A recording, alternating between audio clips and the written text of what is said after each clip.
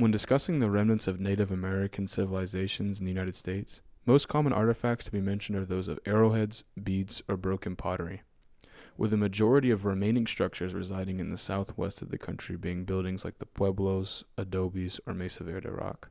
The most attention given to East Coast structures being that of Indian mounds or burned cities, viewed as little more than flattened archaeological sites of a culture that once was. These structures in the Southwest gain the attention of the common eye more as they are tangible buildings one can enter with no interpretation needed to fully appreciate their former glory. Even on earthen mounds, one can easily visualize the buildings which once stood in their place. However, many others are not mentioned, not because they lack the seniority or even a deep complex history, but because they take a level of thought to appreciate their construction and the societies that once flourished around them. This is Judacullah Rock, and it's located in western North Carolina. Native American settlements in the eastern United States were often more temporary or constructed with materials that could be grown, gathered from earth and ground. This is because accessing materials like limestone or other sediments was not available to them, so the technology itself never had room to develop.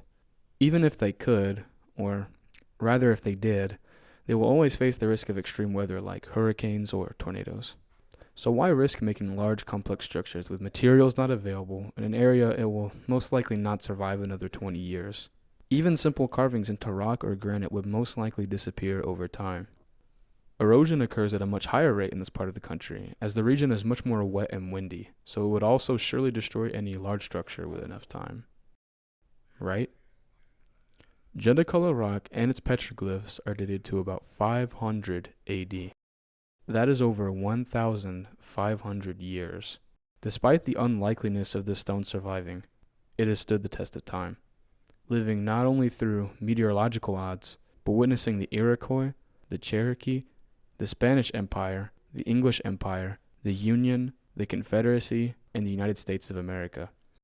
In fact, the rock itself is theorized to be in use as far back as the Archaic period, about 4,000 years ago, as there are soapstone particles, as well as various other rock materials found scraped all over its surface. Judacullah Rock's purpose is not entirely known, but is theorized to be a physical representation of the entire landscape the Cherokees inhabited. Now take a moment to view this rock, and think about all the history recorded on it. Imagine what cities fell and sprung around it, how many different groups of people walked by it, completely oblivious to its origin or significance. This rock perfectly summarizes how much history has simply been lost to time. Judacullah Rock isn't alone either. The United States Department of Agriculture in North Carolina has a confirmed number of 55 petroglyphs and pictographs, with many more to be found. Now imagine the entirety of the eastern United States, and for even that matter, the whole country. These are 100% generalizations, but they come from a base of real evidence. Despite a common perception that there are little to no remnants of Native American civilization in the United States, it is simply wrong.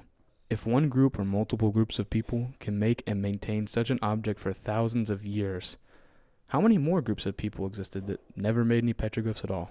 And how many are destroyed by humans or simply to the progression of time? We may never know. But one thing is certain. Native peoples not only once lived here, but they undoubtedly left evidence that they were here. And I believe spreading the awareness of such keeps their legacy alive. This is Judacullah Rock.